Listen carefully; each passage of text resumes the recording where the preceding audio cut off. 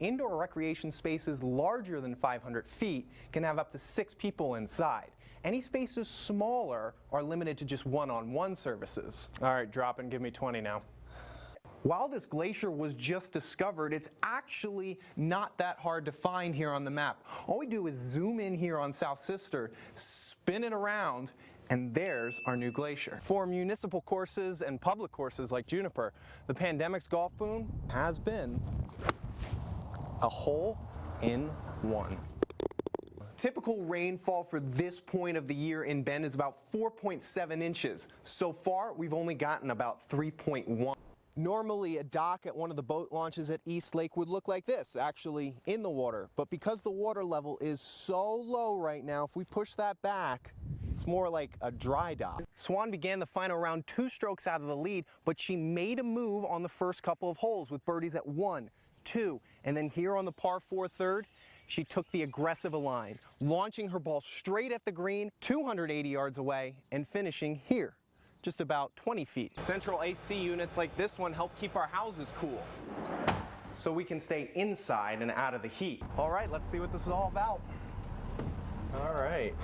They took me through a short course at their bus depot on 2nd Street where I learned how to stop at a crossing, move, turn around obstacles, slowly but surely, and pull up for a nice morning greeting. Lee, she lives right around the corner here of Knott Road and China Hat Road, and I'll show you right here with a measurement that's only about 7 miles from the perimeter of this fire. Luckily for her and the rest of her neighbors, the fire grew to the southeast, but things could have been different if the winds went the other way. Now, if you're interested in working, there will be a link to Davis's website in the web version of the story. For those who want to go for the carnival, though, I spoke to Hines as well, as you saw in that story, and he says there's a cap of 25,000 tickets per day. So there is a chance that tickets could sell out before they make it to the gate on the day of, on some of those busiest days. And who want to miss something like this? So live at the fairgrounds, Jack Hirsh, News Channel 21. Just a couple of weeks ago, the speed limit heading out of town on Century Drive was about 50 miles an hour, but now it's only 45. Has to be a 7-iron? Has to be a 7-iron. You got to keep it low. If it was below 30 knots, you got to keep it low.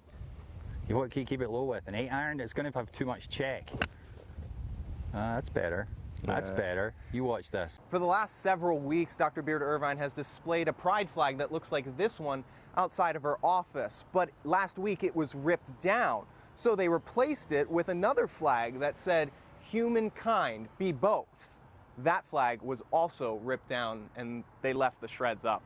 While there's no requirement for social distancing, the Folk Fest is still following all local mandates such as mask wearing, and organizers are also saying if you want, you can lay a coat down on the chair next to you to help make some space between you and anyone else who might be at the festival. But in the case of the annual display at Pilot Butte, that's still on because certain public displays remain exempt. This new Fast Tracks Pass allows anybody on the day that they purchase it to skip the regular lines on some of the lifts here at Mount Baptist. While the increase in year-over-year demand is one problem, this year, just like pretty much everything else, there's also the hole in the supply chain. Okay, here's the thing with the speed limit signs on this road.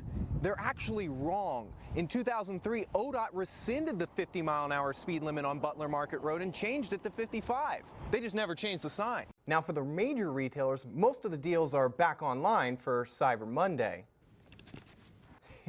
Just scored some kicks. But for small businesses, it's not as big of a deal. And it's pretty easy to tell that finally there's enough snow for about a 30-inch base, which means it's time to hit the slopes. Let's say this bucket represents about 1,000 golf balls. It would take a Tour Pro 3 of these buckets to make a hole-in-one. Your local club champion, it would take 5 buckets to make an ace.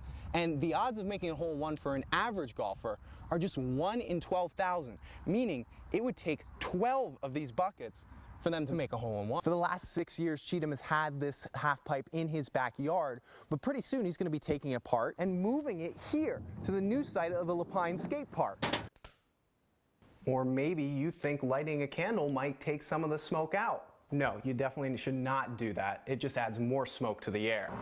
Really, the best things for you to do are to stay inside and to clean off your clothes as soon as you come in.